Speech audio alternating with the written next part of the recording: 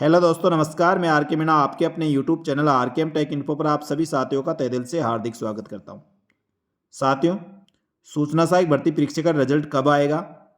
सभी अभ्यर्थी कमेंट करके टेलीग्राम पर, यूट्यूब चैनल पर पूछे जा रहे हैं, क्योंकि दोस्तों मैं समझता हूं आपको सूचना सहायक भर्ती परीक्षा के रिजल्ट का बेसब्री से इंतजार है और कई अभ्यर्थियों की घबराहट भी हो रही है कि रिजल्ट कब आएगा और क्या होगा, कितनी परसेंटेज जाएगी। तो साथियों, आपको घबराने की आवश्यकता नहीं है। आपका रिजल्ट बहुत जल्दी आने वाला है और आपने अच्छा पेपर किया है, आपकी परसेंटेज अच्छी है, तो आपको बिल्कुल निश्चित होकर टाइपिंग करनी चाहिए। साथियों, राजस्थान कर्मचारी चयन बोर्ड के अध्यक्ष ने ट्वीट करके भी बता दिया है कि सूचना सहायक भर्ती परीक्षा का रिजल्ट आचार संहिता लगने से पहले पहले जारी कर दिया जाएगा। कुछ टेक्निकल इश्यू होने के कारण परिणाम में देरी हो रही है।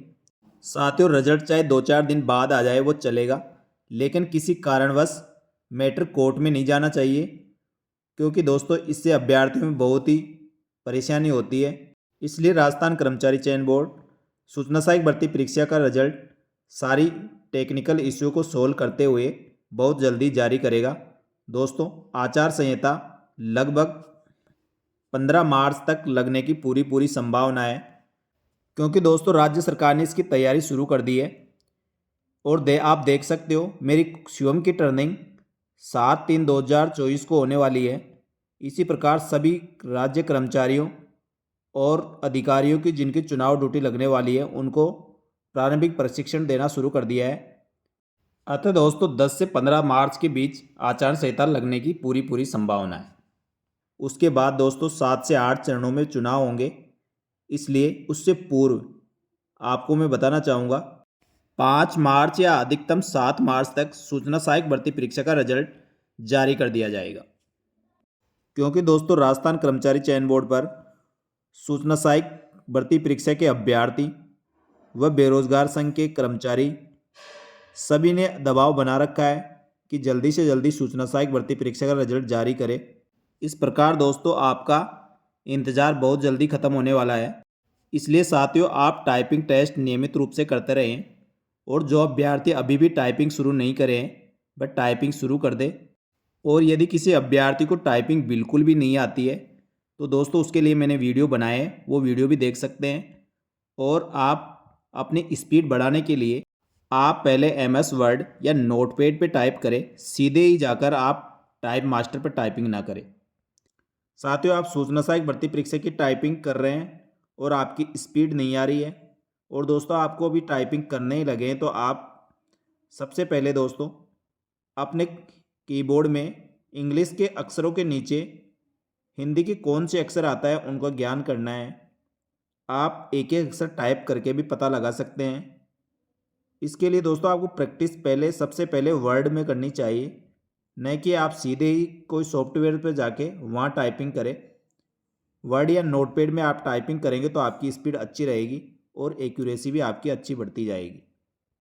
साथियों, आपको टाइपिंग बिल्कुल भी नहीं आती है तो उसके लिए मैंने 2-4 वीडियो बनाए भी है, वहाँ पे जाकर भी आप देख सकते हैं। कीबोर्ड में संभवतः 4 रोज होती है। सबसे ऊपर नंबर कीज होती है, उससे नीचे अपर कीज, बीच में होम कीज और नीचे लोअर कीज या बॉटम कीज होती है। तो आप जब भी टाइपिंग करेंगे तो आपका हाथ हमेशा होम कीज भी रहेगा और वहाँ से आप एक एक अक्षर की दबा के आप पता कर सकते हैं इंग्लिश के कौन से अक्षर के नीचे हिंदी का कौन सा अक्षर छिपा हुआ है। इंग्लिश की टाइपिंग करते समय आपको किसी प्रकार की कोई दिक्कत नहीं आने वाली। आपको अक्सर ABCD लिखी हुई होती है, उसी से आपको अक्सर कैरेक्टर से वर्ड बनाना होता है। लेकिन हिंदी में दोस्तों आपको इंग्लिश के जो नीचे हिंदी के अक्षर छिपे हुए हैं उनकी जानकारी होना आवश्यक है। साथियों, अक्षर और शब्द में क्या अंतर होता है इसके लिए मैं बताना चाहूँगा दोस्तों। जैसे इसमें कै, ख, पै, द, जा, ना, रा, मैं, ले, ये एक अक्षर है। ये सभी अक्षर है। इन अक्षरों, ये जो आपको बताए जा रहे हैं ये सभी अक्षर है। इन्हीं को जोड़कर दोस्तों शब्द बनाए जाते हैं, जैसे हलचल, मत कर, डर मत, टम टम, पर चल। इस प्रकार के ये छोटे छोटे बिना मात्रा वाले शब्द हैं। इस प्रकार के आप गूगल से कहीं से भी डाउनलोड कर सकते हैं। इसके लिए कोई बुक खरीदने की ज़रूरत नहीं है और आप धीरे धीरे टाइप कर सकते हैं। पहले बिना मात्रा वाले शब्दों की आप प्रैक्टिस करें, उसके बाद मात्रा वाले शब्दों की प्रैक्टिस करें और शब्दों को मिलाकर एक लाइन बनती है और लाइन से एक पैराग्राफ बनता है।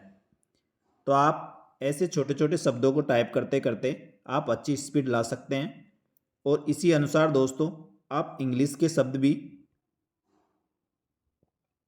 जो अल्फ़ाबेटिक ABCDEFGHIJ, इनसे भी दोस्तों आप छोटे छोटे शब्द बनाकर धीरे धीरे टाइपिंग की स्पीड बढ़ा सकते हैं। और जब स्पीड थोड़ी अच्छी आ जाए उसके बाद दोस्तों आप बड़े शब्दों के साथ टाइपिंग करें, जिससे आपकी स्पीड धीरे धीरे बढ़ती जाएगी। इसमें किसी प्रकार की दिक्कत नहीं होने वाली दोस्तों। इंग्लिश में तो आपको होनी नहीं चाहिए।